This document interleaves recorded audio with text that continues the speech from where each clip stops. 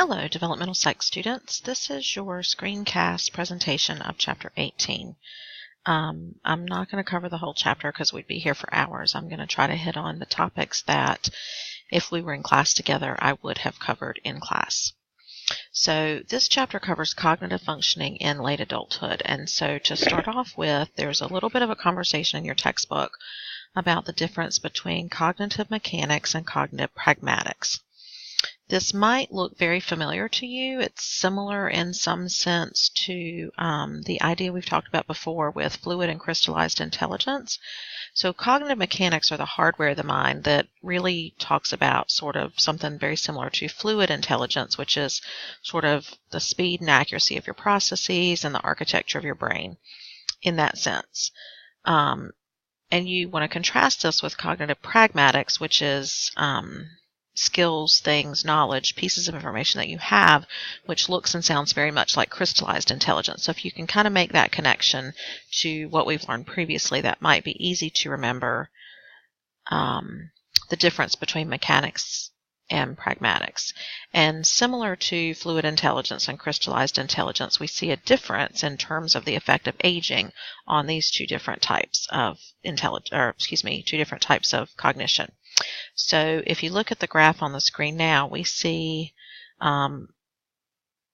age across the x-axis with performance level of these different things on the y-axis, and we can see that the teal-colored line shows pragmatics, which tend to be pretty resistant to the effects of aging, whereas the mechanics, which is like the fluid intelligence, we see a pretty nice decline, reminiscent of what we've seen before.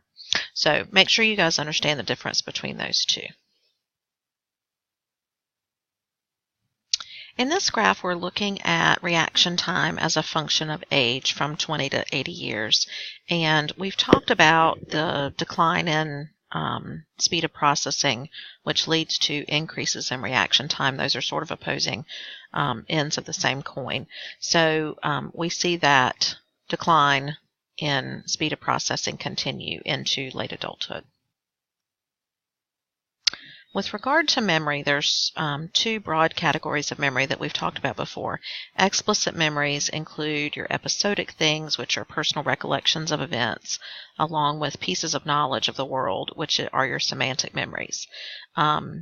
Those are types of memory that decline pretty steadily as a person ages, as well as source memory, which is knowledge of where you have learned something or where you have heard something, which is why older adults often will tell you a story that you initially told them because they remember the information, but they have forgotten where they heard it.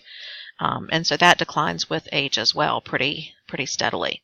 Whereas your implicit memory, which is your sort of unconscious recollections of routine skills and procedures, tend to be less likely to be affected by aging. This includes things like reading and writing and driving a car and riding a bike. Those memories tend to be pretty resistant.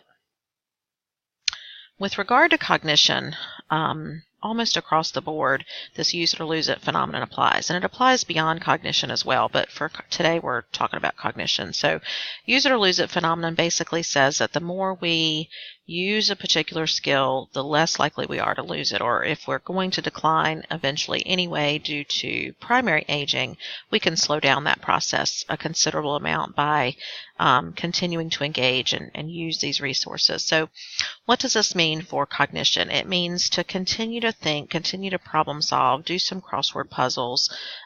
Whatever you can do to sort of challenge yourself cognitively is definitely going to be of an advantage and help you decline more slowly with old age.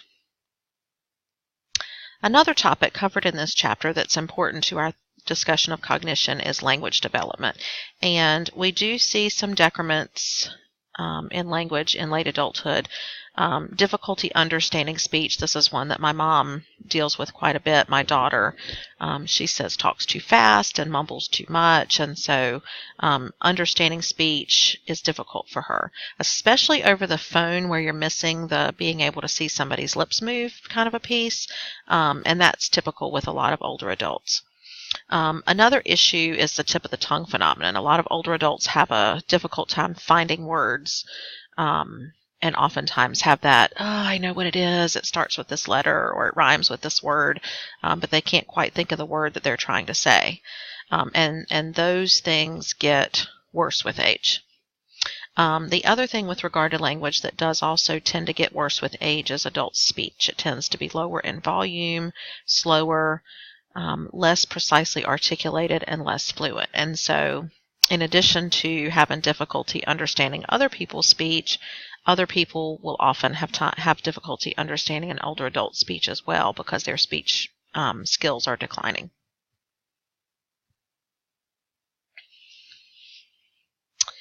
As we near the end of life, this issue of terminal decline comes into play. Terminal decline basically means that as we near the end of life, our decline cognitively tends to speed up. So we will lose cognitive abilities more quickly as we near the end of our lifespan. And that's simply the definition of the word terminal decline. So make sure that you guys know that as well.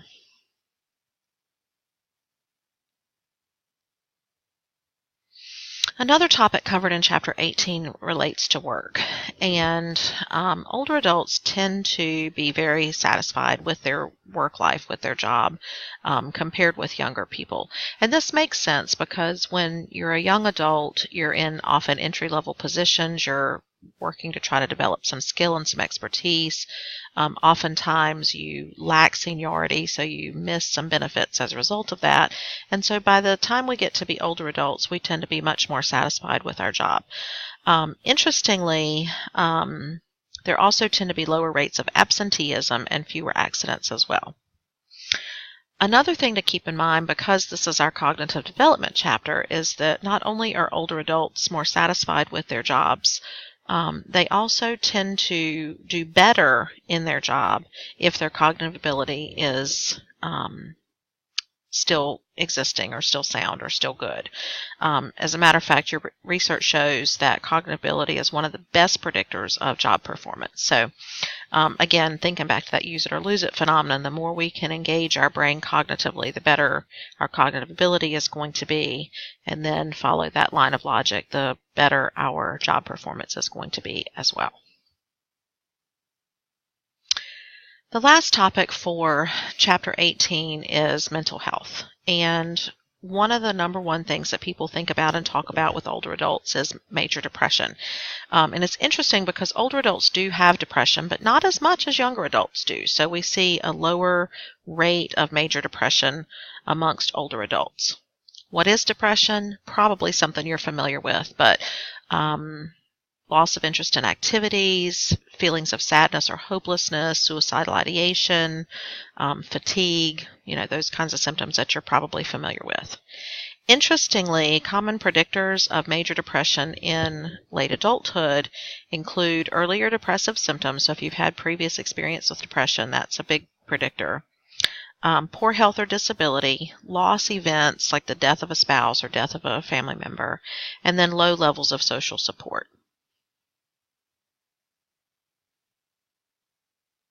Another mental health issue that has to be dealt with in late adulthood is dementia. Now, dementia is a term for global types of impairment that are neurological by nature, and the term dementia really doesn't refer to any specific disorder.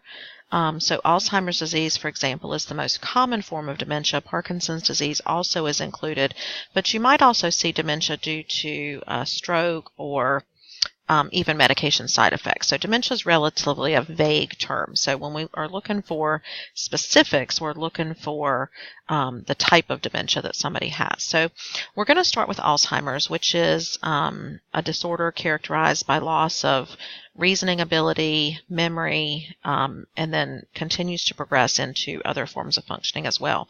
On the screen, you can see in the upper left-hand corner a picture of a healthy brain side by side with the picture of an Alzheimer's patient's brain at closer to end stage. So you can see that over time, there's been an extensive amount of deterioration. One of the first signs of Alzheimer's disease is difficulty finding words, maybe that tip of the tongue phenomenon, or maybe even, rather than tip of the tongue, just an inability to find the word at all. We also see a tremendous amount of what we call anterograde amnesia with Alzheimer's, which is inability to form new memories. So we see Alzheimer's patients do things like put their keys somewhere and forget where they put them, or they say something and they forget they've told you, so they tell you again, that kind of thing. Followed by retrograde amnesia, and then eventually implicit memories start to go, which is your skill to do things. So late-stage Alzheimer's patients will forget how to walk. They'll forget how to feed themselves. And so, it is a terminal disease. And the brain of an Alzheimer's patient is fraught with what your textbook calls amyloid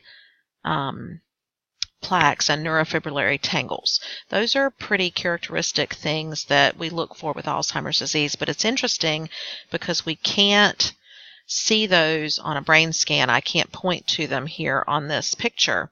Those are things that we can only see after we do an autopsy of the brain. So Alzheimer's disease is really diagnosed through exclusion, which means we rule everything else out. And then when we've ruled out all the other causes of dementia, we conclude it must be Alzheimer's. Alzheimer's disease is connected to acetylcholine, which is one of the neurotransmitters in the brain. And so Alzheimer's patients have not enough acetylcholine in their brain, which is what causes the plaques and the tangles to form. Interestingly, there's some research in your textbook that says that bilingualism is a skill that helps to slow down or delay the onset of Alzheimer's disease, which is interesting because it creates greater brain development in the language areas and metalinguistic awareness, but it also increases executive functioning, which is what gives Alzheimer's patients a little bit of a protective value. Parkinson's disease is another form of dementia that's really more related to motor movement. We see tremors, we see facial paralysis, and things of that nature, movement-related issues. And you can see from the picture in the lower right-hand corner that the area of the brain connected is the substantia nigra, and the neurotransmitter that's involved is dopamine. So Parkinson's disease is characterized by a lack of dopamine. So you can see this normal neuron, which has lots of dopamine, compared to a Parkinson's affective neuron.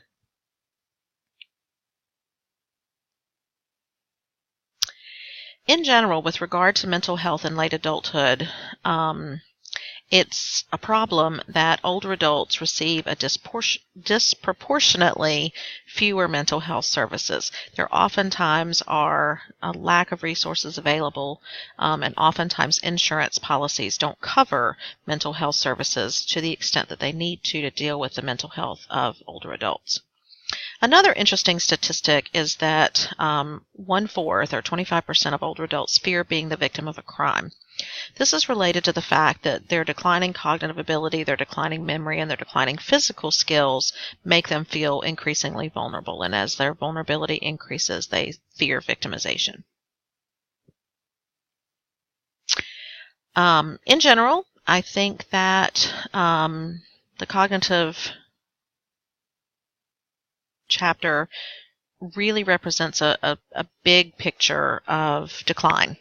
And I think it's important for you guys to know the bits and pieces of which declines, what doesn't decline, and know that some of the theories that you guys will read about in Chapter 19, thinking about the selective optimization with compensation and other things of that nature, really can come into play with these cognitive losses that some older adults are dealing with, because there certainly are lots of different ways that older adults can compensate for some of the cognitive decline that we've sort of outlined in this chapter. So, my final greeting from Dallas, and I hope that you guys are having a great weekend. Have a great week, and I will see you on Wednesday. Please don't forget to come prepared with notes and knowledge on Chapter 19 for our final episode of Jeopardy! We'll see you Wednesday.